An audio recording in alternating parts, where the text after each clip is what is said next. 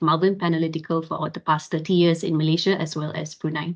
So we do have a very experienced team of application specialists, of engineers, and also sales specialists who are always around to give you the support that is needed. So as Puan Sheila has mentioned, if you have any questions during the session, just feel free to type your comments into the chat box. We will go through them after the session today. Okay, so jumping straight into this, we are going to talk about particle size analysis first. So the method that we use to analyze particle size on the Zeta sizer is known as dynamic light scattering. So out in the industry, you may have come across many different particle sizing techniques depending on the type of particle, the size of the particle, what nature of the particle is. You can use different methods such as sieving if your powder is in a very large micron sized. You can also use laser diffraction, which covers a wide range in order to analyze. And for the nanoparticles specifically, we normally use dynamic light scattering because dynamic light scattering is a technique that is sensitive to the nanoparticles. And I'll explain to you why. So the way that we do this, the particle sizing on the Zeta sizer, is by looking at the Brownian motion of your particles. So when we talk about Brownian motion, this naturally means that your particles need to be dispersed in a. When it's dispersed in liquid, that's when we can actually see the movement of Brownian motion. So the principle behind this is that the small particles tend to diffuse rapidly, then the large particles tend to diffuse slowly. So this is the velocity of movement of the particles. So you can see in these two images, the top and the bottom. The top one is nanoparticles, which with a much smaller size. So you can actually see that these particles are moving quite rapidly. Whereas at the bottom, we do have emulsion droplets reaching towards the 1 micron size. So the movement here you can see is not as fast as the nanoparticles, but definitely you can see some amount of movement. So these movements are actually captured by the system. And how it is captured is by illuminating these particles. So we shine a laser onto the particles so that we can see the light scattering that comes from these particles. So the velocity of movement of these particles, or what we call the translational diffusion coefficient, actually depends, of course, on the particle size, but it also very highly depends on the dispersant's viscosity. So I'll give you an example. Let's say I'm using these particles up here, and these particles have a particle size of 100 nanometers. So if I take these 100 nanometer nanoparticles and I disperse them in water, versus if I take these same particles and I disperse them in oil. Because of the viscosity difference here, even though the particle size is the same, the particles that are dispersed in oil is going to have a much slower movement inside the liquid. So this is what we mean by it also depends on the dispersant's viscosity. And this is something that we have to keep in mind when we are doing a particle size analysis. It really depends on the dispersant's viscosity as well. So if you've actually run a particle size analysis on the Zeta sizer before, you may notice that we need to key in the dispersant's information. So this is where it comes into play. Once we have the dispersant's viscosity, we can then calculate it back based on the particle size and the velocity that we see. And how we actually get the particle size is by using the Stokes-Einstein equation. So this is the equation over here. So the Stokes-Einstein equation actually calculates the hydrodynamic diameter of a particle. So some of the other criteria here, we have two constants, so the Boltzmann constant as well as the 3 pi here, over here. And the other two parameters of interest would be the viscosity, which is why I said it's important to key this in. And what we are then calculating on the software is the diffusion coefficient over here. So once we get the diffusion coefficient, we can then calculate the final particle size. So how the Zeta sizer actually captures particle size is, firstly, like I mentioned, we're going to illuminate our sample. So here we're using a laser in order to shine light in our sample here. So our sample is always placed in a cuvette. So once the cuvette is placed into the system and once the laser illuminates our samples, any scattering feedback from the particles will be captured by the detectors. So what the detectors are now looking at is the fluctuation of intensity over time. So we're going to have a look at something like this, the graph over here. So once we obtain this graph, what the system is then going to do is it's going to correlate these points over time. And so the next step here is to correlate the fluctuations. By doing this, it can then determine what is the diffusion speed of Brownian motion of these particles. So if you've done the analysis, of course, most likely you've seen this, our raw data, which is then converted into what we call a correlogram. And from this correlogram, we can then get the particle size distribution. So with the Zeta sizer, we are always calculating particle size in terms of its hydrodynamic size. So this is a bit different from the true particle size. The true particle size would be, for example, this red particle over here. But the hydrodynamic size actually looks at the effect of the electric double layer or any other molecules that may be attached onto the particle. So I have three images over here. The first one is just a particle that is being dispersed in two different liquids with two different ionic strengths. One is a lower ionic strength, another one is the higher ionic strength. So when this particle is in a lower ionic strength, the effect of the double layer is going to be more diffuse, so it's going to be larger. So then the calculated hydrodynamic size is going to be much larger. Compared to if we have a higher ionic concentration, we are going to see a more compressed electric double layer. So then the hydrodynamic diameter that is reported is going to be much smaller. And if you have any molecules that are attached onto the particle, we are also going to see an effect coming from these molecules. So if, let's say, these polymers are sticking outwards, then you can see that the hydrodynamic diameter is going to be much larger because these polymers are extended. So the reverse is the same. The more compressed this polymer layer is, the smaller the hydrodynamic size. Okay, so this is what we mean by the hydrodynamic size. So the technical definition of hydrodynamic diameter here is any diameter of a hard sphere that diffuses at the same speed as the particle or molecule that is being measured. So this is dependent on the environment that the particle is dispersed in.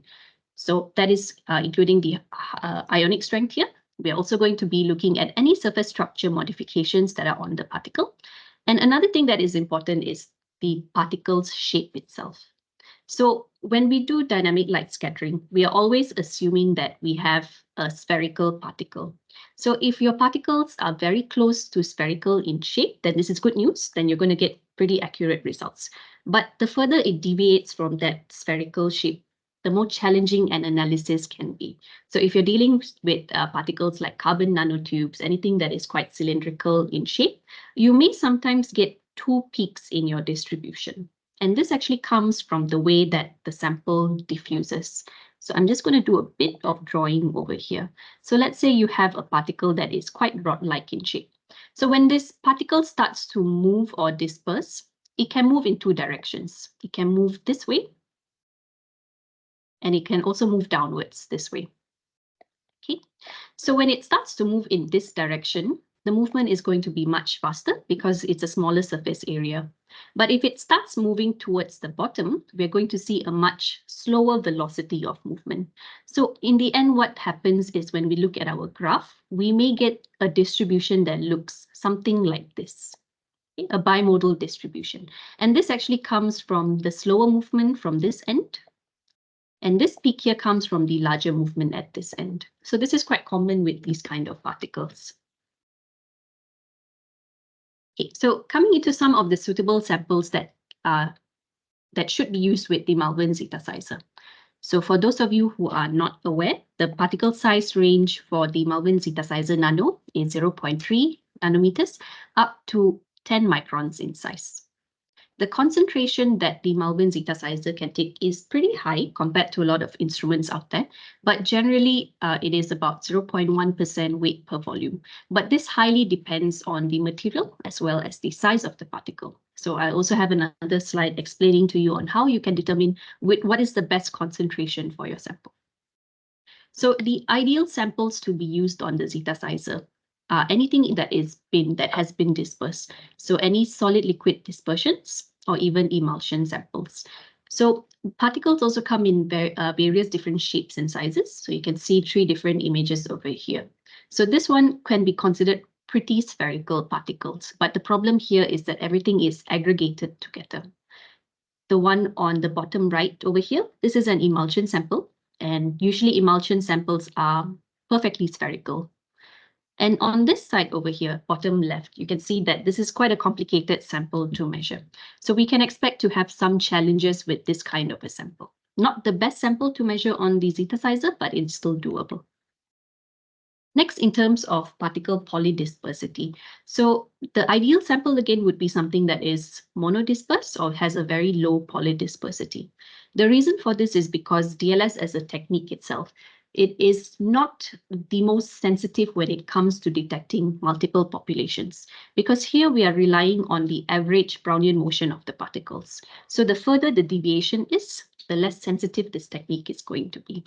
Okay, so the ideal sample would be monodispersed or very low dispersity samples. Next would be very homogeneous distributions. Because this comes hand in hand with the monodispersity of the sample. But also another important point here would be particles that have been well suspended. So what we mean by well suspended is particles that are not going to be sedimenting, particles that are not going to be flocculating, not going to be aggregating, or not going to be creaming. And the reason for this is because we want to capture Brownian motion. So if you have an event like sedimentation or flocculation or even creaming, this is no longer random movement. This is no longer Brownian motion. So then the Zeta sizer has a tough time correlating these events to the velocity of movement of Brownian motion. So some of the limitations here would be, of course, highly polydispersed samples. Okay. So the wider the particle size distribution, the more difficult it is for the Zeta sizer to capture. So if you're dealing with a highly polydispersed sample that is within this particle size range, I would actually recommend to use a complementary technique such as laser diffraction in order to properly characterize your sample. Next is any sedimentation or creaming particles. Like I mentioned, we want to be able to capture Brownian motion. So these kind of movements are no longer random. So it's very difficult to capture accurate particle size. Next, for highly irregularly shaped particles, so rod-like particles or elongated fibers such as these. And another difficulty that the Zeta sizer has, the Zeta sizer nano has, I should clarify, is that it has difficulty in capturing particle size when the sample fluoresces upon contact with light. So I've put asterisks on these 2 points over here because with the Zeta sizer nano, which is our classic system, this is still quite tricky samples to deal with. But we do have a new range of Zeta sizer. It's called the Zeta sizer Advanced series. With this series now, we do have different filters that are instated in order to help you with your analysis. So these 2 types of samples, it's no longer much of a problem with the Zeta sizer Advanced. Okay, so coming into measuring concentrated samples. So the Zeta sizer is actually quite a smart system. It uses a technology called non-invasive backscatter in order to determine which is the best position in order to measure your sample. Now, the positioning here depends on the concentration of the sample itself. So how the Zeta sizer works is that it uses a focusing lens in order to focus the laser onto different sections inside of the cuvette. So an example here is for very dilute samples or even small particles. And on the right here, we do have concentrated samples. So when we're dealing with dilute samples, usually we are focusing the detector to the middle of the cell. So the reason for this is because when we have dilute samples, it means that we don't have that many particles in dispersion. So we want to maximize the amount of data that we get coming back to the detectors in order to get a good representative measurement. So reverse, if we have concentrated samples, we don't want to blind our detectors. So if we illuminate it right in the middle, we're going to get too much scattering data coming back. So it's not going to be very coherent. Yet the detectors are not going to be able to distinguish between different particles, different populations, and so on. So in that case, what the Zeta sizer does is it illuminates towards the cell wall here. So then we can actually get a much cleaner feedback coming back. So this is the Zeta sizer is able to do this because of the technology called NIPS. So it automatically adjusts the measurement position during your measurements. So this also helps to increase the sensitivity towards the nanoparticles and certain populations that may be diminished by larger populations. It also helps to extend the concentration range. So the guideline that Malvern gives here is based on lysozymes, which are very poor light scatterers. So we can use from 0.1 ppm up to 40% weight per volume. And most importantly, this helps to reduce the multiple scattering event. So multiple scattering is when the light that is scattered by one particle interacts with another particle. So it's like a little bit of a domino effect where it scatters and scatters onto different particles before it comes back to the detector. What happens here when multiple scattering takes place is that the final particle size reported is grossly under-exaggerated. So we're going to get a much smaller particle size. So we don't want that to happen. Okay, so another thing where we are actually changing the focusing lens position, this is called the variable measurement position. So this is done at 6 different positions. And we also have an light attenuation. So light attenuation is where we are varying the intensity of light scattered. So here we do have 11 levels of attenuation, and we do have 6 positions here. So if you compute these two, we now have 66 different possibilities. So which is why we can actually extend the concentration range of samples that we measure. Okay, so then the question would be, what sample concentration should you start with? So it is quite difficult to define for most samples because the scattering effect actually really depends on the sample material itself. So each sample material has its own ideal concentration range. If let's say we are working with emulsions and we're only working with emulsions, then we may know a good starting point would be about 0.001% weight per volume. Sometimes you can go up to 0.01%. With the newer Zeta sizer series, we can even take up to 1% weight per volume for emulsions. So this image over here, these are emulsion samples. Yeah. So emulsions a bit different from solid dispersions because emulsion droplets, the nature of the droplets itself, it is quite translucent compared to something like titanium dioxide, which is a solid dispersion. Titanium dioxide, it scatters light very strongly. So this is also one of the reasons why it's used in sunscreen, because once you apply it onto the skin, we're going to then reflect the light away from the skin, right? So we just have to imagine these kind of properties when we apply it to our sample. So all of these samples have different optical properties. This is a different refractive index. It also has a different absorbance, amount of light that it can absorb. So based on these criteria, we then have to adjust our concentration range. So usually the rule of thumb is the higher the refractive index, the lesser sample you should use. Lesser sample concentration you should use. The higher the absorbance, the lesser the concentration you should use. Another thing that comes into play is the particle size of the material. So we can have the same material. Let's talk about titanium dioxide again. I can have titanium dioxide that is 100 nanometers in size versus a titanium dioxide that is 1 micron in size. So even though I have two different sizes, it is the same material, but the concentration I'm going to use here is now going to vary. So for the smaller particle, as the particle size reduces, the absorbance also kind of reduces. So with the smaller particle, we can then take a much higher concentration versus with the larger particle. So that's why it is a little bit hard to define what the ideal concentration range should be for each sample. So what we do recommend you conduct is a concentration titration. So this is an example of a concentration titration. So we are preparing the same sample in different concentrations. So we can do a serial dilution as well. There's no problem, as long as it's accurate. So once we do this, we can then measure each of these samples.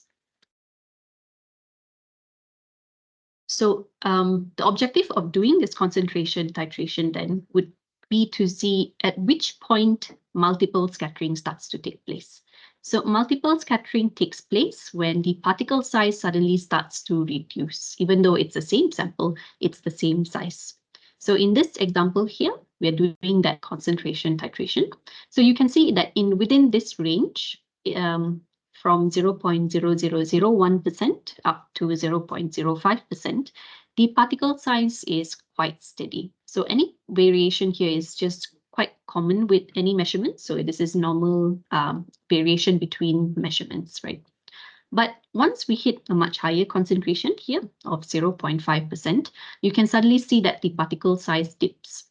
And then as we get more concentrated, the particle size reduces further and further. So we have a good idea that it is by this point, multiple scattering starts to take place. So then what this chart actually gives us an idea of is the usable concentration range for this sample. So the answer to the question, which concentration should I use for the sample? You can use a concentration of this range. So ideally, use something that is towards the midpoint. So maybe about 0.001% or even 0.01% weight per volume. Okay, so coming into different distributions that are available on the Zeta Sizer Nano. So on the Zeta Sizer, we are primarily reporting our results by using an intensity distribution. So an intensity distribution means that on the y-axis, we are weighting all of this population, the frequency, by intensity of light scattered. So on the x-axis, we do have the particle size, of course, and on the y-axis, the frequency is by intensity. So intensity here means that we're looking at the intensity of light scattered by the particles. So this technique itself is more sensitive towards the presence of large particles. So large particles as well as any contaminants such as aggregates or even dust. So it was designed in such a way because when we are looking at nanoparticle populations, we want to be able to capture these large populations with a higher degree of sensitivity. Right. So this is why we use an intensity weighted distribution. So one of the benefits of the intensity weighted distribution is that we don't need to key in the material's refractive index as well as absorbance. So we quite commonly get this question for Zeta Sizer. Do you need to actually key it in? So the answer is you don't have to key it in if you are keeping the intensity distribution. It does not affect your final particle size. So if you remember the Stokes-Einstein equation earlier, it is not a parameter taken into consideration when we calculate particle size. So for that reason, we don't actually have to key it in. But what is important to key in is the dispersant's viscosity, as well as the dispersant's refractive index. Okay, so if your dispersant is water, then we're keying in the refractive index of water, and so on. But we can also transform this distribution into a number distribution. So there may be multiple reasons why you would want to do this. For example, if you want to have a higher sensitivity towards the smaller particle population, or if you're comparing it with different techniques such as microscopy, which naturally looks at the distribution through number of particles. Okay, so then in this case, you can see on the y-axis, we do have a number distribution instead. So in this case, when we are transforming it to a number distribution, this is when we need to key in the particle's optical properties. So the particle optical properties includes its refractive index as well as absorption. The reason for this is we are going to be using mean theory in order to calculate the final particle size distribution. So we're then going to take this as the primary data and then transforming it into a number distribution by applying mean theory. So in mean theory, the parameters of interest here would be the refractive index of the particle as well as the absorption. So for these reasons, we would need to key in these two values when we are transforming it into a number distribution. Okay, so just looking at the graph over here, when we transform the same sample, the same result to a number distribution, we still see the peaks at the same particle size. So we do see that smaller population and as well as the larger population. We still see it in the number distribution, but now the frequencies have shifted. So this is an example of where we can actually apply the number weighted distribution. Quite famous application would be for gold nanoparticles. Okay, so gold nanoparticles are usually characterized using TM or electron microscopy here. So, but it takes quite a lot of time. And one of the fallbacks of microscopy as a technique is that we don't look at a very diverse population. We have quite a limited number of sample that we can look at when we do microscopy. So that is something that the DLS does really well. It can look at millions and millions of particles at a go and give you the average particle size in under 5 minutes. So it is great as a screening technique before moving on to microscopy. So with microscopy, we're going to be using a number-based particle size. So I've been to several universities and a few students have asked me this question. They always say when they do EM, they get a certain particle size. So for example, they see a particle size of 10 nanometers in EM. But when they do a zeta sizer analysis, they see a much larger particle size, such as this. And the reason for this is because DLS is, again, sensitive to the larger particles. Larger particles can be large primary particles, but they can also be particles that actually are aggregated. So I'm going to circle a few aggregated particles over here, right? So you can see by eye that these are actually clusters of 3 or 4 particles that are aggregated together. But when these particles move in dispersion, they are moving as a cluster. So when they move as a cluster, naturally their velocity is going to be much smaller or slower. So that is why we actually get this population over here. So since we're not using an imaging technique, any camera in the Zeta sizer, it purely relies on the diffusion coefficient of the particles. So when we are moving in aggregates over here, it assumes that we do have a larger particle such as this. So which is why we always get certain populations like this when we do analysis.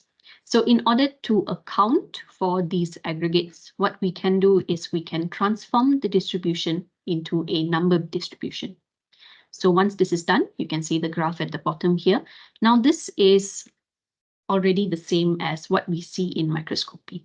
Okay, so this is an example on where we can apply the number weighted distribution for the Zeta sizer analysis. Okay. Next thing that you can also do on the Zeta sizer here is to do a temperature accelerated study. So the Zeta sizer has the capability of ramping up temperature during an analysis. So if let's say you put in your sample at a certain temperature, let's say 25 degrees, and you want to slowly increase the temperature, you can actually do that. Or in this case, we are actually measuring directly at 80 degrees Celsius from the Zeta sizer itself. And in this experiment, we are doing this over a elapsed time of 120 minutes. And then we are seeing how the sample changes over time. So here you can see that we are looking at the Z average, which is the average particle size, as well as the PDI, which is the width of the distribution, the polydispersity index. Okay, so for sample 305, you can see that over time, due to the effect of heat, the sample starts to aggregate. And how we know aggregation is taking place is because the particle size starts to increase over time, as well as the PDI increases.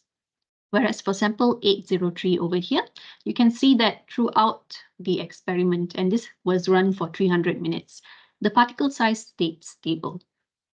So where you can actually apply this, this would be important for samples that are going to be used at a higher or elevated temperature. So for example, if you're dealing with things that go into industrial machinery, such as emulsions that are used as lubricants at much higher temperatures, then it would be important to have a look at the stability at its working temperature. So the Zeta sizer actually allows you the possibility of doing this. So this is just an overview of some of the added features on the new Zeta sizer Advanced series. So there are some changes that were made to the Zeta sizer to basically make your lives easier.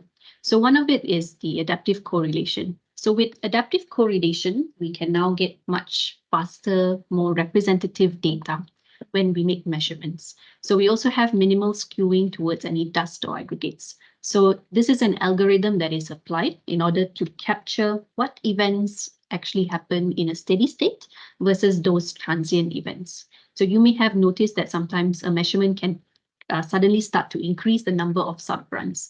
This is when the system notices that the data is not very representative of the sample. So that's what the Zeta sizer Nano does. But with the Zeta sizer Advanced, it is smart enough to capture these events as transient and relabel them as transient events versus a steady state population. Next addition is the multi-angle dynamic light scattering. So with the Zeta sizer Ultra in specific, we can actually use 3 different angles of measurements in order to capture a more resolved particle size. Okay. Next is for the zeta potential analysis. We do have the mixed mode pulse with a constant current mode. So this actually helps to preserve the state of your sample. So with the zeta sizer having this constant current mode, we can now do zeta potential measurements for low mobility samples as well as higher conductivity samples. Next, the addition is the optical filters. So optical filters here include a fluorescence filter as well as translational diffusion filters or DDLS filters. So this can help to overcome any issues that we get because of fluorescing samples, as well as weird particle size shapes, anything that is rod-like or non-spherical in shape. And lastly, the upgrade is in the software. So if you've had the chance to see the software, then you know that we've redesigned it to be more user-friendly as well. So this is an example of a common application that we see in universities who have the Zeta Sizer Nano. So most times when we measure gold nanoparticles, or in this case, this is gold nanoclusters that have a size of 2 nanometers. The problem here is that these particles are used to emit fluorescence. So when we illuminate these particles in the Zeta Sizer, we start to emit fluorescence as well. So fluorescence in a measurement is considered noise. It starts to change the intensity of light measured by the detectors. So most of the time when you measure these kind of samples, you will get very weird results, or in some cases, we do not see results at all.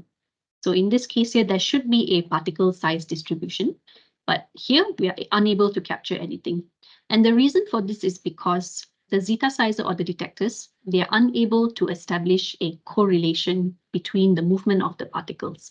And that is because of the interference of fluorescence. So if you've ever seen a corallogram shaped like this with a very low intercept over here, it could be because we're not getting good enough data. It could be because of fluorescence, or it sometimes could be because the sample is not concentrated enough. So when we apply the fluorescence filter, that's when we can get a much better corallogram here. So an ideal corallogram, the intercept should be, just going to pull out my pen here. The intercept should be close to 1. Okay, anything above 0.5 is already good enough. If you have an intercept above 0.7, that is even better. So the intercept here is actually the signal to noise ratio, the signal coming from the sample versus the background noise. So if you have a lot of noise in your distribution or in your analysis, then it's going to really affect the intercept here.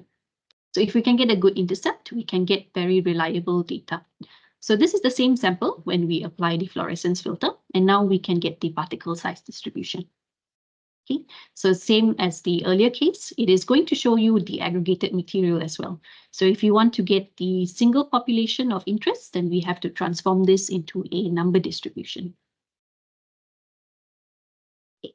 Next application, very similar to gold nanoparticles. These are quantum dots. So quantum dots, they are high scattering nanoparticles that are usually used for image enhancement. So the color and the brightness of the fluorescence emitted by the quantum dots really depend on the size as well as the optical properties here. So I do have an image over here to show that when the size changes, becomes larger, the color that is emitted is different as well. Okay. So quantum dots by nature, they absorb photons at a high energy or even a shorter wavelength, and they tend to emit at a longer wavelength. So on the Zeta Sizer, we use a red laser. So the samples that are most affected by the red laser would be samples in this particle size zone or this color region here, because they normally emit the opposite color, right? So applications here for the quantum dots would be photovoltaic devices for biosensors or biodies, as well as displays.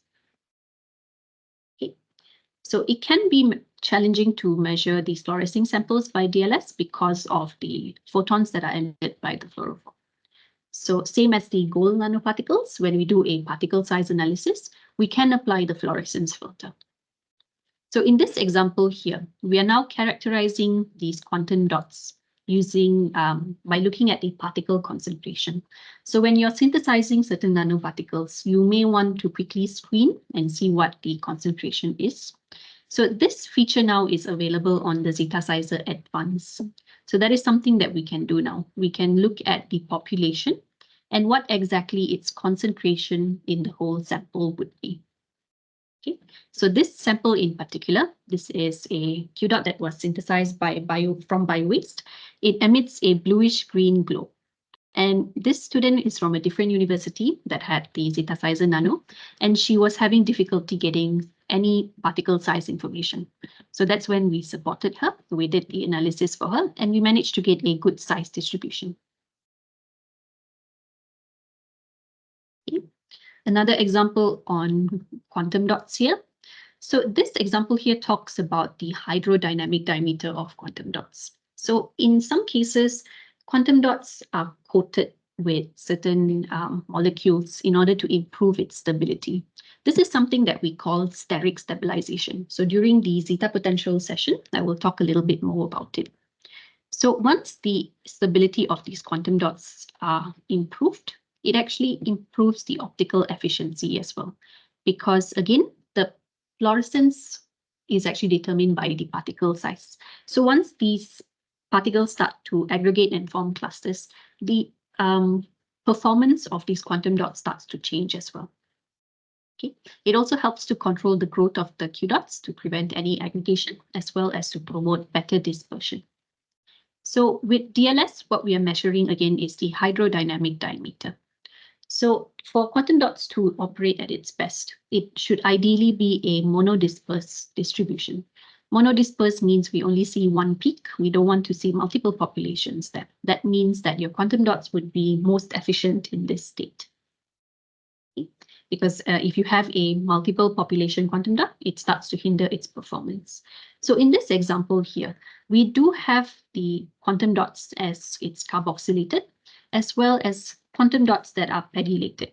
So when we start to pegylate quantum dots, we are attaching these molecules onto the surface of the quantum dot.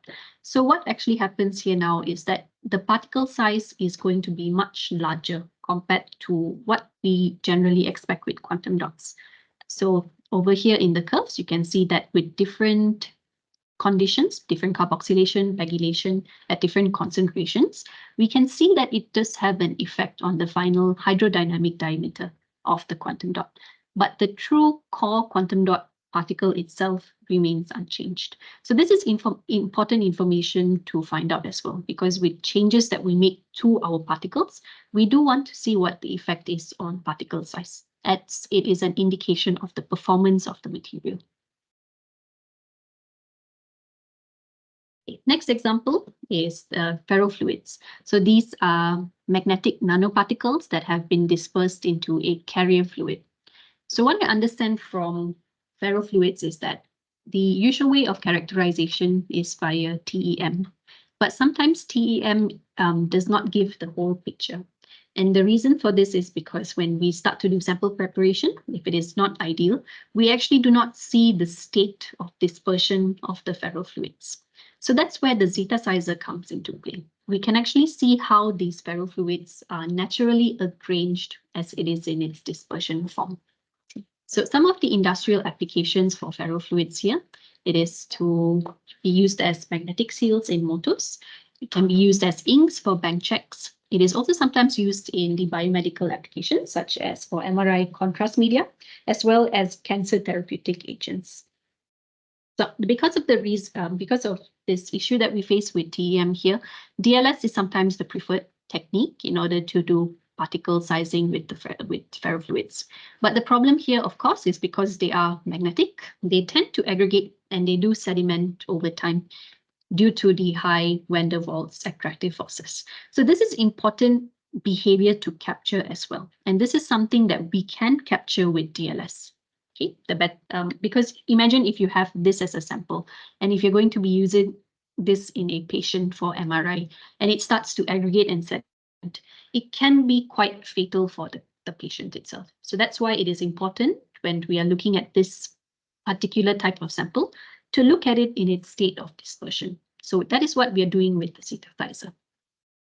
So this is another example of coating of the magnetic nanoparticles.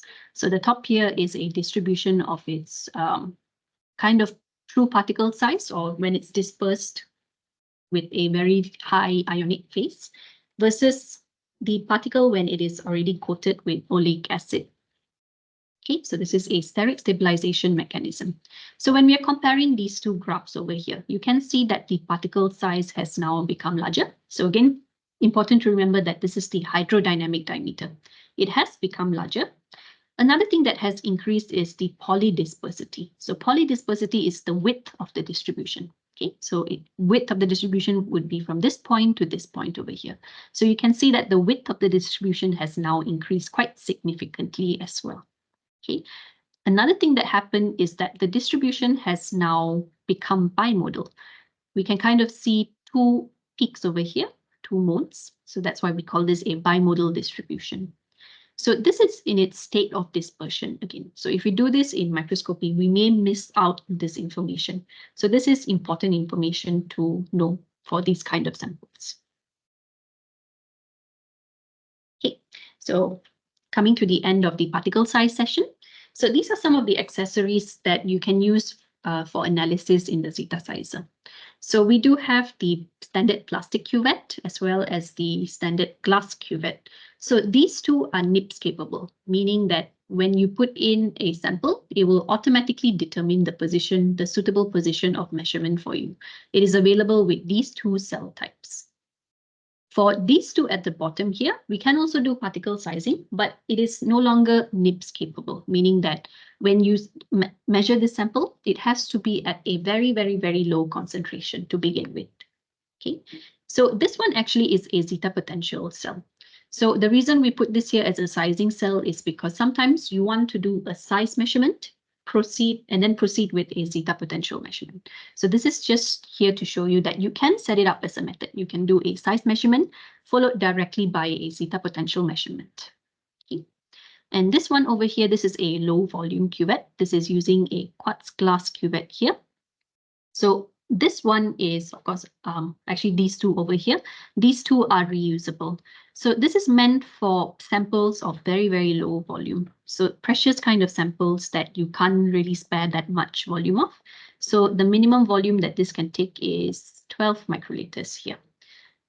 Over here, these cuvettes are 1 ml, 1 ml. And this one as well, we usually use 1 ml for measurement. Okay, so that's the amount of sample that you would need in order to do an analysis. Okay, so now coming into zeta potential. And the method that we use for zeta potential analysis is known as electrophoretic light scattering. So another light scattering method, but what the nature of the sample that we're looking at is slightly different from what we do with particle size analysis. Okay, so most important thing here is to define what exactly zeta potential is. So imagine that you have a negatively charged particle. So most particles in nature, by nature, they are negatively charged, right? So when we put this negatively charged particle into a liquid, such as water, what happens then is because of the effect of the liquid, we do have surrounding ions. We are then going to have certain interactions that take place. Okay. So because this is a negatively charged particle, we are now going to have a layer of cations or positively charged ions that come from the dispersant that are going to absorb onto the particle over here. Okay. This layer here is known as the Stern layer. So it is not part of the particle itself, but it is attached onto the particle. Then beyond this Stern layer, we are going to see the freely diffusing ions surrounding that particle. Now, because the particle has a certain charge, there is going to be certain amount of attraction of the surrounding ions to the particles. Okay. So the free moving ions over here, this is known as the diffuse layer. So together, the Stern layer as well as the diffuse layer, they make up the electric double layer of the particle. So when this particle starts to move in Brownian motion, you can imagine that this particle is now moving like my cursor is. So when this particle starts to move in Brownian motion, the Stern layer follows this particle as well as a certain amount of ions that will follow along this particle as it moves in Brownian motion. Okay, so there will be a divide between those two phases here. The ions that follow the particle versus the ions that just remain diffused and not really attracted to the particle. And that divide here is known as the slipping plane. This is an imaginary line. So there will be a potential difference that occurs at this point where the particle, the CERN layer versus some amount of ions that are attracted to the particle versus the ions that exist in the diffuse layer. So that potential difference here is known as the slipping plane. And the potential difference there, the value of it is actually known as the zeta potential. Okay, so it is actually the electric potential that occurs at a particle's slipping plane when it is dispersed in liquid. Another way that we can define zeta potential is it is a charge that a particle or molecule acquires while it is in a particular medium. So this wording here, I would say it's very important because it gives you an idea that this is no longer the particle's surface charge or the particle's core charge. It is actually the charge at the slipping plane over here. And this slipping plane can only exist if the particle has been dispersed in a particular medium. And in this case, this is going to be liquid. Okay, so that is why we define the zeta potential as a charge that a particle has acquired while it is dispersed in the liquid. Okay, so zeta potential here is actually also used as an indicator of potential stability of the particle. It actually answers the question of whether or not your particle has a tendency or a propensity to flocculate or even aggregate. So at the slipping plane, we are going to get the zeta potential. And this value, by using this value, we can actually determine the expected stability of our particle when it is dispersed in an aqueous dispersion here. So this is governed by the theory known as the DLVO theory. It states that any particle that is above positive 30 millivolts or above negative 30 millivolts, it is going to be stable in an aqueous dispersion. Okay, so as I mentioned, zeta potential is the charge that a particle acquires in a liquid. So that means that any changes to your liquid, any changes such as changes in its pH, changes in its ionic strength, or even the type of salt that you use, or even changes of the concentration of any additives that you use, it is going to change the zeta potential of your sample. Okay, so this again, I'm going to highlight because we've been getting some inquiries of students who want to measure zeta potential of a powder sample. So sometimes what they do is they put it into water and they measure the zeta potential. But I think this is where we need to be a bit clear because the whole idea of measuring zeta potential is to check the stability in a suspension. So it only makes sense to measure zeta potential if your final sample is going to be in a suspension. So if your final state of your sample is a powder form, it doesn't really make sense to measure zeta potential because it is not the surface charge, it is not the particle's charge. It is this one over here, the potential that happens at the slipping plane. So you can see that it is different from the surface potential or the surface charge of your sample. Okay, so the higher the zeta potential value, it means that the higher the stability of your dispersion. So when we have a stable dispersion, we do have very high forces of attraction or repulsion between the particles. So in this case, we're going to get a stable dispersion. But if you have very low forces of zeta potential between your samples, it is going to start to aggregate. So this is when your sample becomes unstable. So how we actually measure electrophoretic light scattering on the Zeta sizer? We are again going to illuminate our sample over here. And the cell that we're going to use is this cell here. We call this the disposable folded capillary cell. The folded capillary cell has 2 electrodes. So when you attach it into the Zeta sizer, we're going to apply the voltage. So one electrode here will be positive, the other one would be negative. So let's say now your sample is inside the folded capillary region here. So if your particle is positively charged, when you switch on the electric potential, it starts to move towards the negative electrode. Whereas if your particle is negatively charged, it will start to move towards the positive electrode. So by looking at the direction of movement, whether it's to the positive or negative electrode, we can determine the charge of the particle. And the velocity of movement when it starts to move under electric potential will then give us the magnitude of zeta potential. Okay, so that's actually how we calculate the final zeta potential value. So how it works over here, we are going to illuminate these particles, and as they move due to the effect of electrophoresis, we are then going to capture what is the magnitude as well as the direction of movement. So this will be plotted as a frequency shift during the measurement. And same like the particle size distribution, we are then going to convert this into a zeta potential distribution here. Okay, so when we talk about zeta potential, we are always considering colloidal stability or suspension stability.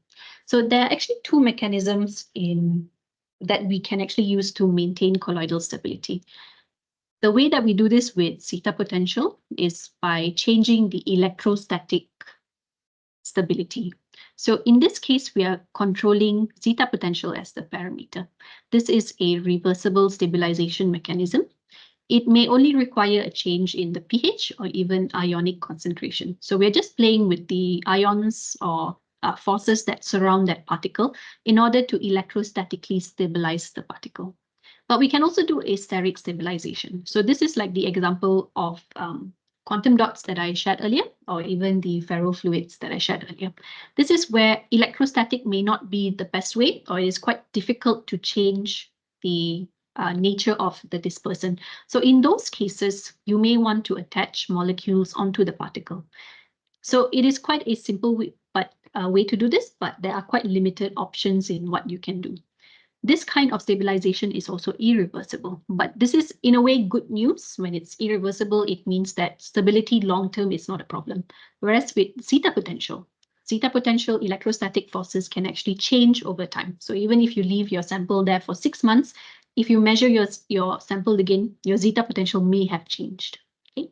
And this kind of stabilization actually involves adding an extra component onto your particle. So in some cases that may not make sense. It may not be ideal for the performance of the material. Okay. So here with the zeta sizer, what we do is actually two types of measurements. We are doing a fast field reversal as well as a slow field reversal. So when we do these two types of measurements, we are able to get two different data. So the fast field reversal here is where we are actually switching the electrodes very quickly, very rapidly during measurements. So this actually gives the mean zeta potential value or the average zeta potential value. The benefit of doing this is that the electroosmosis effect is suppressed. So when we actually apply an electric potential or voltage to our sample, yes, we do see electrophoresis, which is the movement of the particle in relation to the liquid. But we also have the movement of liquid in relation to the cell wall. That is electroosmosis. So sometimes these two can be opposing forces. So if we don't take this into account, we are not going to get accurate zeta potential results because it kind of cancels each other out. Okay. And then we also do the slow field reversal. So slow field reversal is where we keep the electrode for a fixed amount of time that allows the particles to migrate for a much longer time. So when we do this, we can actually start to get the zeta potential distribution. We want to see how polydispersed the zeta potential values are inside of a sample. So the benefit of doing this is that we can then maintain accuracy for very low mobility particles because we're allowing them to migrate longer. So we're capturing more data. And also beneficial when we are using samples that are dispersed in high viscosity dispersants. So this is the kind of result that we can expect to get when we do these slow field reversal, so the distribution result. But with the fast field reversal, we just get the mean zeta potential value. Okay. So then we also have the addition of constant current mode. So some of you may have experienced this before. When you run a sample, it burns. When you take it out, you will see the electrodes have turned black. Your sample has changed to a different color. Initially, it may have been clear, and then suddenly you pull it out and it starts to become yellow, orange, whatever color you can think of. This actually happens because the sample is prone to degradation. Some samples are very sensitive by nature, and good example would be any biological samples, because when we apply the electric potential, we are going to heat up the sample. So if your sample is sensitive to heat, this can be quite a common effect that you see. So the usage of constant current mode here helps to stabilize the analysis, especially when you're using highly conductive media, anything that has a salt concentration of 5 millisiemens per centimeter or higher. Okay. So with the constant current mode, we are able to reduce the electrode ionization. We prevent Joule heating, which is the burning of your sample, as well as sample degradation. Okay, so this helps to preserve your sample much better during analysis and to give you more representative and repeatable results. Okay. So some of the accessories that we use for zeta potential measurements. So of course, the standard way of doing this is with a folded capillary cell. So folded capillary cell is only meant for aqueous dispersions because this is a plastic cuvette. It has been optimized for aqueous dispersions. If you are using any dispersant that is non-aqueous in nature, you have to use the universal dip cell. So the universal dip cell over here, this is an accessory. And at the bottom, if you notice that we are actually dipping this into a cuvette, we generally use the glass cuvette with this dip cell. Okay, so we put in our sample as usual. We put in about 1 ml and we can dip in the dip cell. And over here, if you notice, there's actually electrodes. So we're going to plug it into the system the same way. So this dip cell here is good for solvent applications as well as low mobility samples that do not migrate as much or has a very low zeta potential value. We also have the high concentration cell for slightly higher concentrations in order to capture zeta potential. And we also have the auto titrator. So the auto titrator here is to help you do pH titrations. It is to help you do concentration titrations of surfactants or other additives, or if you're adding certain salt mixtures into your sample and you want to see what is the effect onto zeta potential. Then the auto titrator is kind of an automatic way to do this for you. So this is an example of a pH titration. So like I mentioned, zeta potential highly depends on the medium that it's dispersing. So any changes to the medium, it means that your zeta potential value is now going to change. So this also means that you can manipulate your sample to give you the results that you want. So for aqueous samples, the stable or the stability region would be above positive 30 millivolts and also above negative 30 millivolts. So this green region over here, this would be the stability point, right? And when your zeta potential value is 0 millivolts, it means that this is net zero charge. This means that you have hit the isoelectric point, okay? So it really depends on what you would like to achieve with your sample.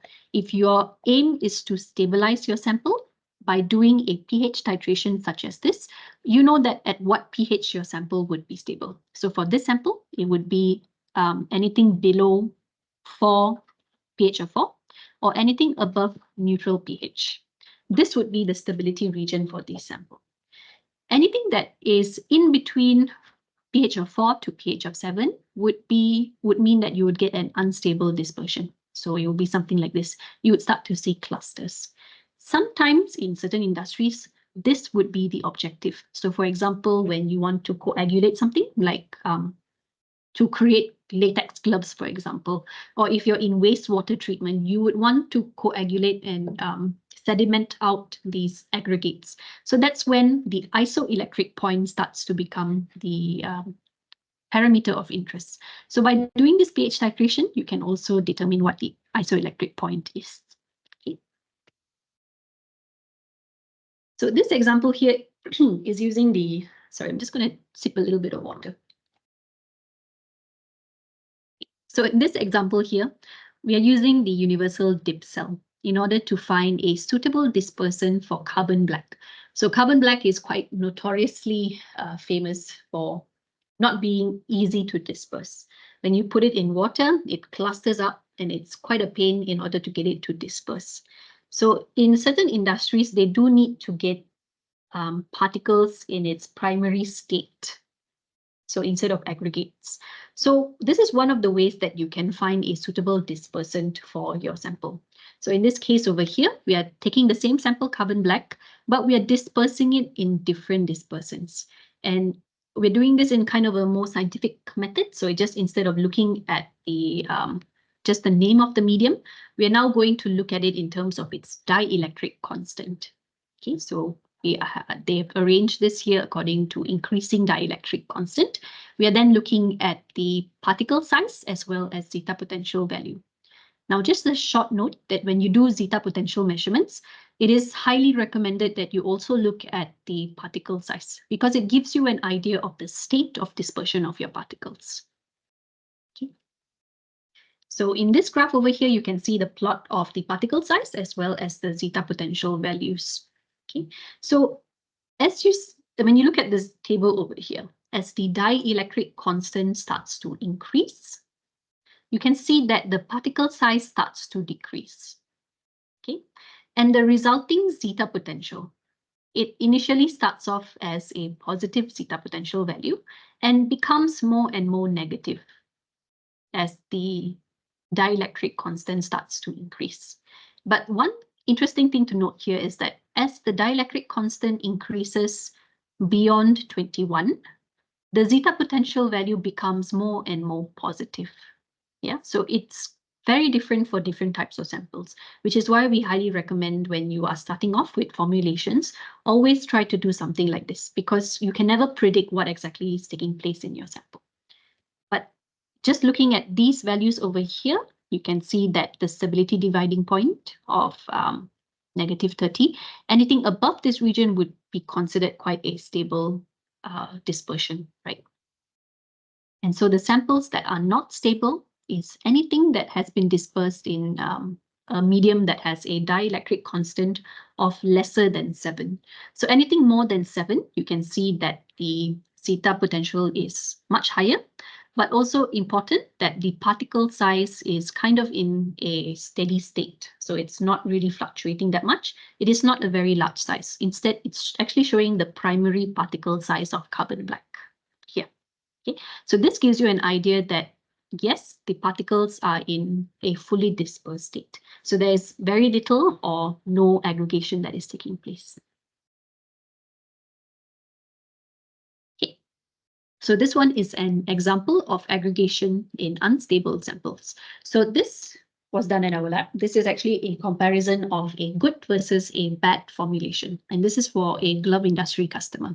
So their samples are filler dispersion. So filler of like calcium carbonate and clay and all sorts of other fillers that are usually used in glove. So one of the concerns here is that if you have aggregates in the glove manufacturing process, this is going to form lumps onto the glove. So we want to be able to disperse this fully. Okay. So up here, you can see that the particle size distribution has been captured as well. So for the good sample, the graph in blue, you can see that it is a bimodal distribution of a smaller size. Whereas the bad sample, you can see it's also bimodal, but we are starting to capture larger population of sample over here. Okay, so this means that there are larger particles, and these could be aggregates or it can be primary particles. Okay, so then how do we actually recognize that this is aggregates? Is by looking at the zeta potential value. Okay, so graph at the bottom here, this is the zeta potential value. So for the good sample, you can see that the zeta potential, average zeta potential value is much higher. So it's about -35 millivolts over here. Whereas the bad sample, you can see that the zeta potential value is very close to 0. We're getting a value of -15 millivolts. So this means that through zeta potential analysis already, we can identify that it has a low stability. That means that these large particles we are detecting here, these are actually aggregates that are formed because there is very low potential energy between the particles.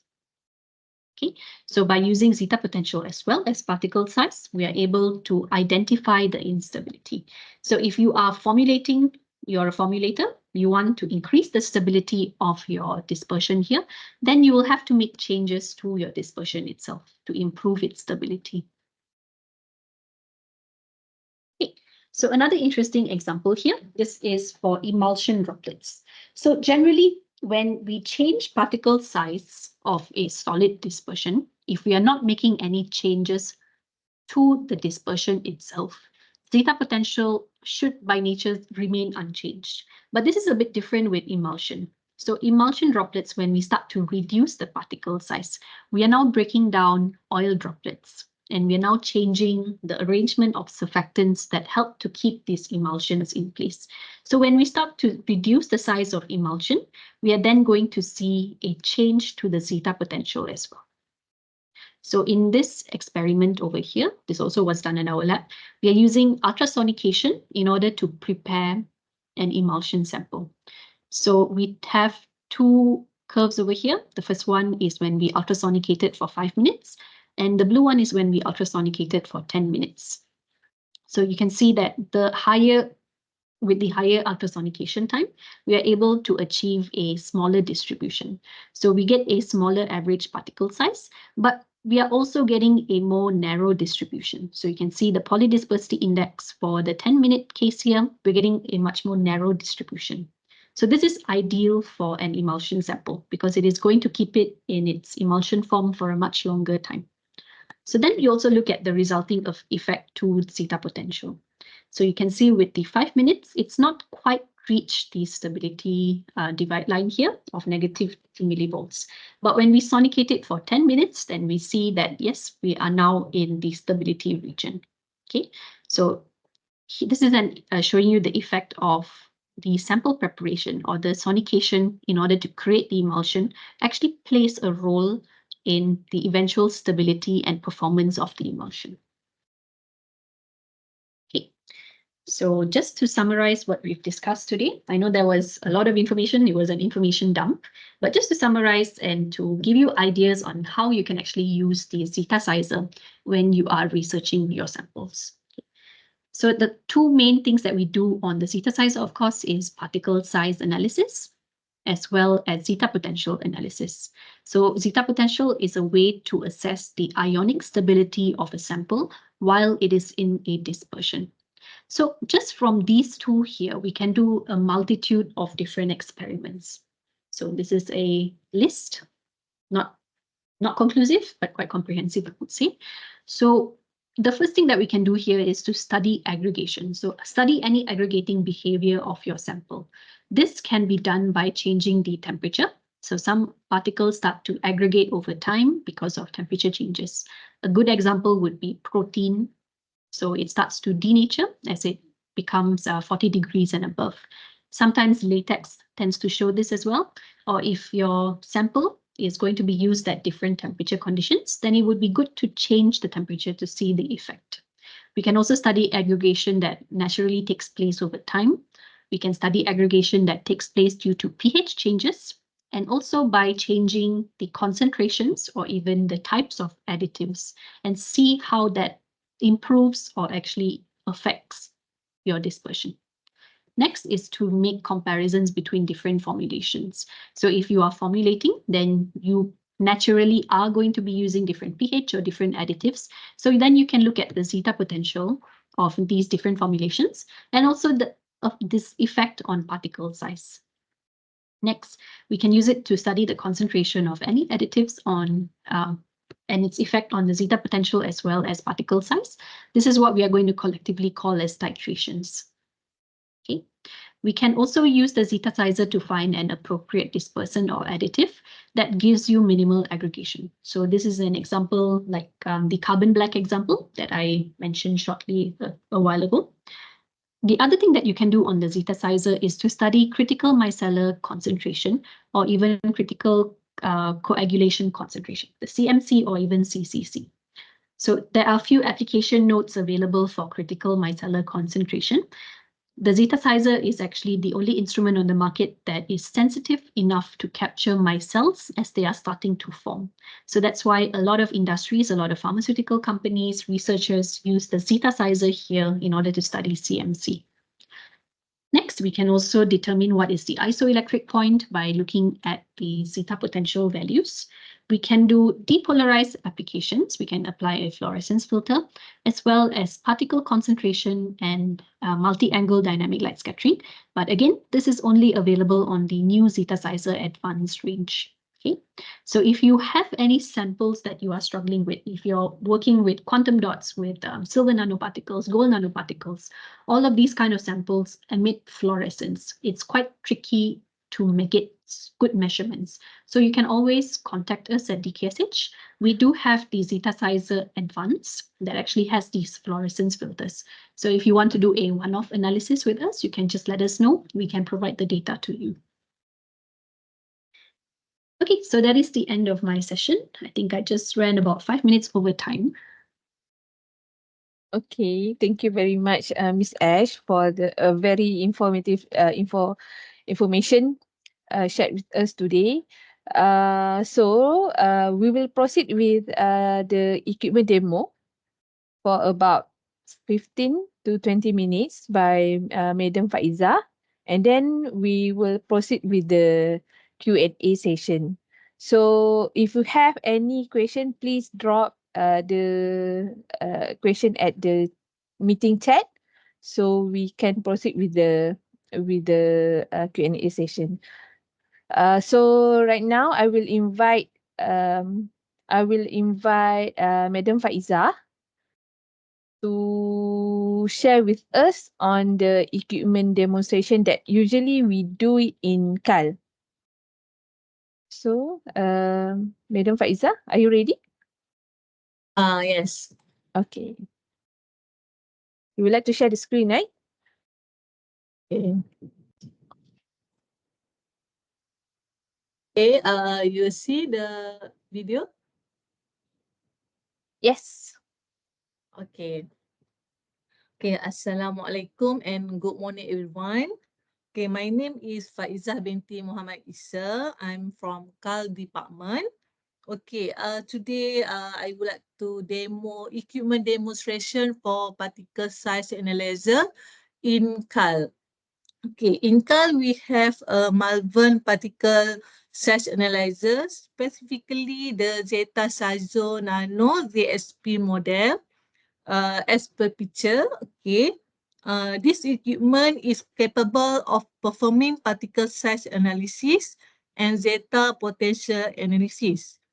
Okay, I have prepared this video to demonstrate how to the how to use the equipment and the sample preparation.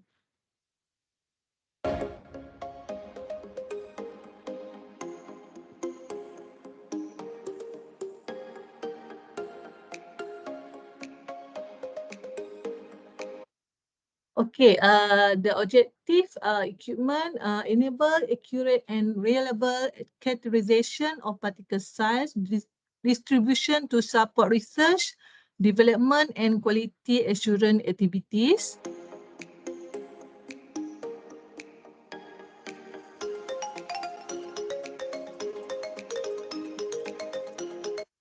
Okay, in CAL, we use two types of cell for particle size analysis. Okay, the left. Okay, the left, you can see the glass square aperture. This is for sorry. Itself has specific solvent that it can use. Okay, for glass square aperture is suitable for use with non-aqueous solvent. And the another one, disposal polystyrene for use with aqueous solvent.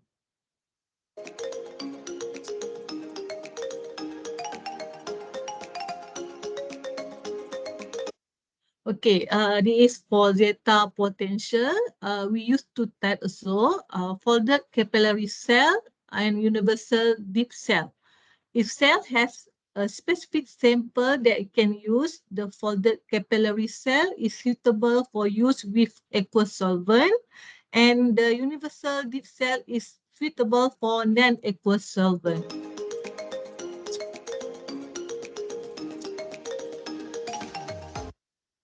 Okay, this is a sample preparation for size measurement. Okay, this actually I prepared the sample.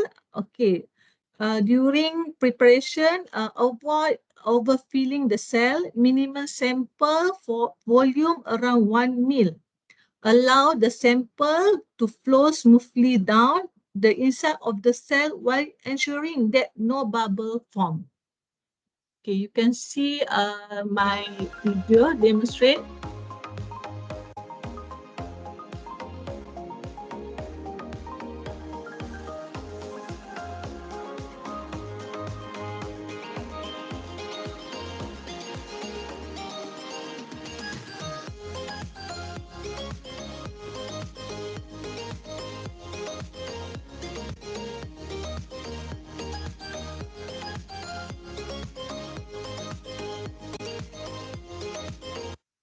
Okay, after we prepare the sample, so we go to equipment setup.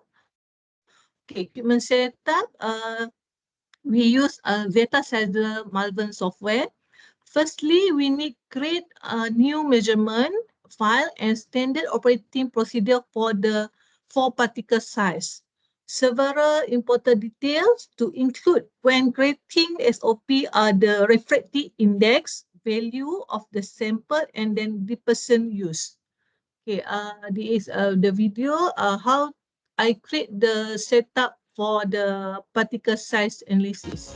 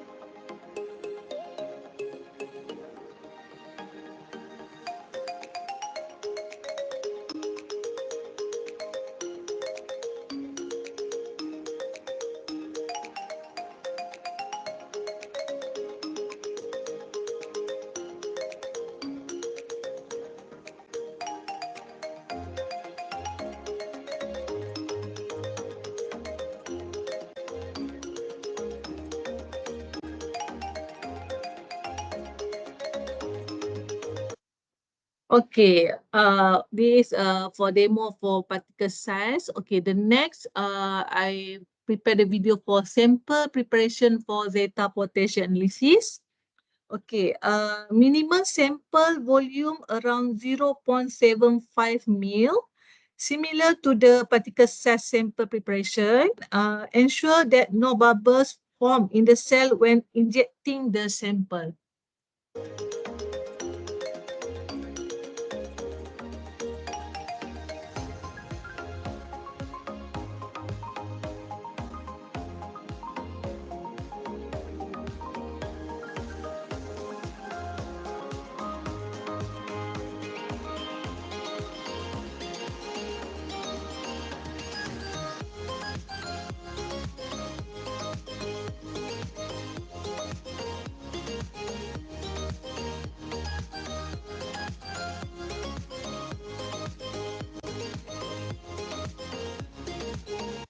Okay, after we set up Zeta potential, we go to setup equipment setup. This is similar also for particle size equipment setup. Several important details to include when creating SOP are refractive index value of the sample and dispersion used.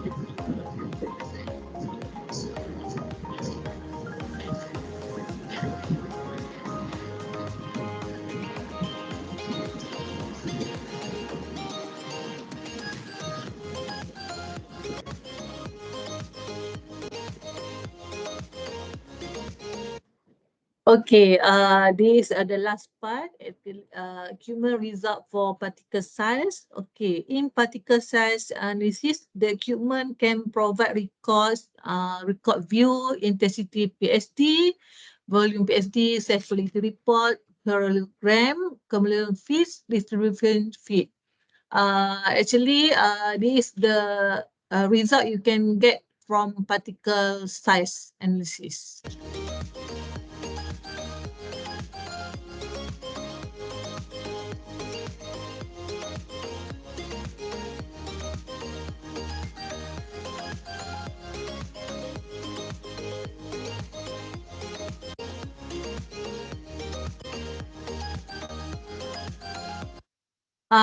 Then this for zeta potential, you will get the result record view, zeta potential, zeta quality report, phase plot, frequency, voltage and current, electrophoretic mobility, and zeta overlay.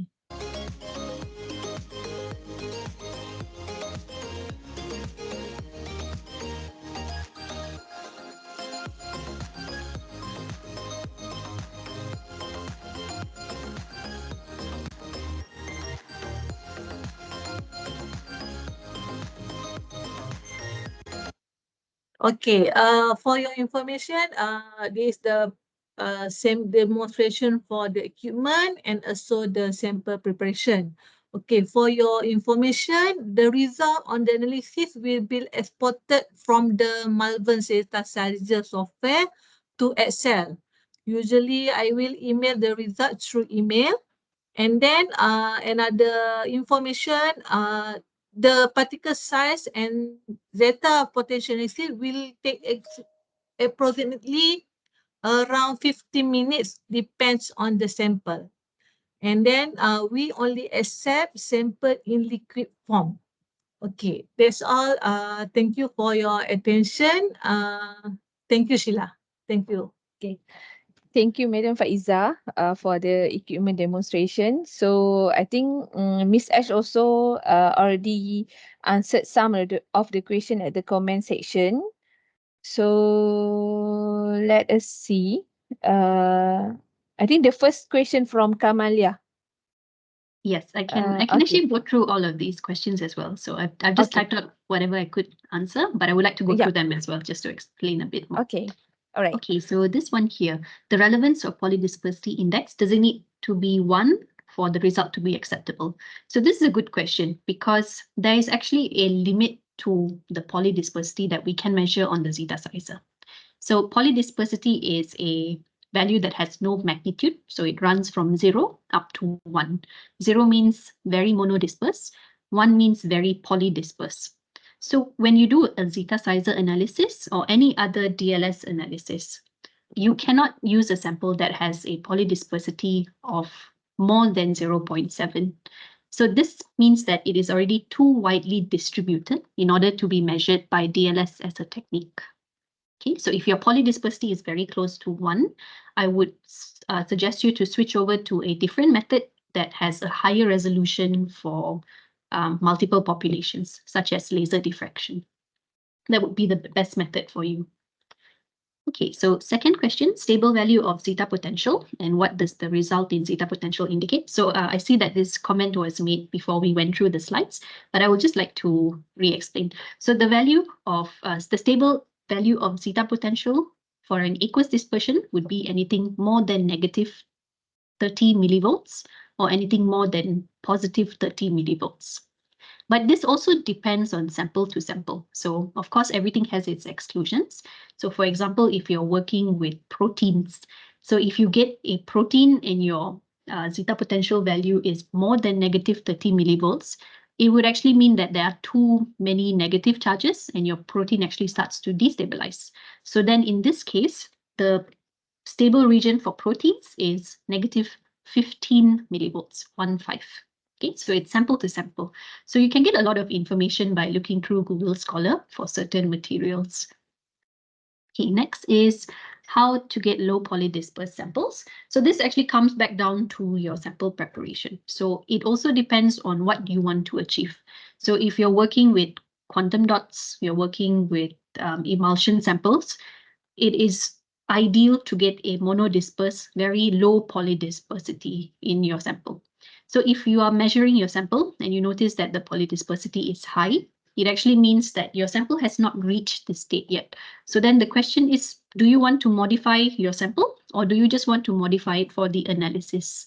So if you want to modify the characteristics of your sample, then you have to work top down already. But if you just want to modify it for your analysis, you can use it for method. You can use methods such as ultrasonication. You can add in some surfactants to stabilize. But always remember that this is now not the true nature of your sample. We are just doing this for the analysis. Okay, next one. Alternative method for sedimenting particles. So sedimentation is quite a common thing that we see because sometimes we are looking to measure powder particles that we know are in nanometer, but once we disperse it in water, it starts to show a much larger particle size. So sedimentation starts to take place because of the aggregation, but also sedimentation can take place for nanoparticles because of the density of the material as itself. So things like metal oxides, zinc oxide, titanium dioxide, they have very high density. So even though the particle is like 200 nanometers, you see that it sediments very fast in water. So in those cases, what you can do is use surfactants. Suitable surfactants for metal oxides is sodium hexametaphosphate, or also known as Calgon. You can use the surfactant. You can also use a medium that has a slightly higher viscosity. So instead of water, we switch over to, can't really think of anything right now, but you can actually use different dispersants in order to modify the viscosity. But always remember, if you're not using water, you need to key in the correct dispersant viscosity into the system before analysis so that you can get accurate results. Okay, how to choose suitable dispersant? Again, really depends on what your objective is. If you are looking for a suitable dispersant to use as a final product, then you can use the Zeta sizer to vary the dispersants. But if you're using a powder sample and you just want to use a suitable dispersant, then you can use different types of dispersants and measure. So we do it the same way. So again, titanium dioxide, if you disperse it in water, you can put it in, measure. If it's aggregating, then you can switch over to IPA, for example. And if it's still aggregating, then you can switch over to a different dispersant. So how to measure core shell particle for its core diameter and shell thickness. So for this, Zeta sizer is no longer a suitable technique to get this information. So I understand for core shell particles, you would most likely need some kind of X-ray analysis or even TSEM in order to get this information. Okay, so this is something that unfortunately we can't get with the Zeta sizer. Okay, then there was a question from Precious. Can the Zetasizer be used to study temperature accelerated stability for high entropy alloys? So I did answer this question. Yes, you can use the Zetasizer if you want to study temperature ramping. So temperature ramping means that I vary my temperature, let's say 30 degrees, then I ramp it up to 40, then to 50, and so on. You can set it up like a method on the Zetasizer. So you can automatically do this, ramp up the temperature, take your measurement, ramp up the temperature, let the sample stabilize again, take another measurement, and so on. So you can set it up like a method. Or you can also set a certain temperature, like a fixed temperature of 70 degrees, and make your measurement as well. So if you're doing this kind of fixed temperature measurement at a much higher temperature compared to room temperature, I would recommend to heat up your sample before placing it into the Zetasizer. It saves a lot of time, and you get more consistent results as well. Okay, so just for your information, I don't think I mentioned this earlier during the webinar, but the Zetasizer can run from 4 degrees up to 90 degrees Celsius. So if you're going anything more than 60 degrees Celsius, you have to use the glass cuvette already. Okay, because of course, plastic cuvette will start to crack. Okay. Next Then question. the next one, huh? Okay, in using the Zeta analysis, do my samples need to be in solid or liquid form? Okay, so for particle size, you can use powders as well as liquids. So if you're using powders, you have to disperse it and make sure your dispersion is stable. It is not sedimenting, it is not separating, and minimize any aggregation that is taking place. Then you can get the true particle size when it's in powder form. Sometimes it is quite difficult to get a good dispersion when we are taking powders and dispersing it in water. So again, you can use surfactants, you can use ultrasonication, different sample preparation methods in order to get a good dispersion. But if you want to analyze the zeta potential of a powder, then unfortunately this no longer makes sense, because zeta potential is to assess the ionic stability of a dispersion. So if your final sample is not in a dispersion form, then it's no longer relevant to a powder sample.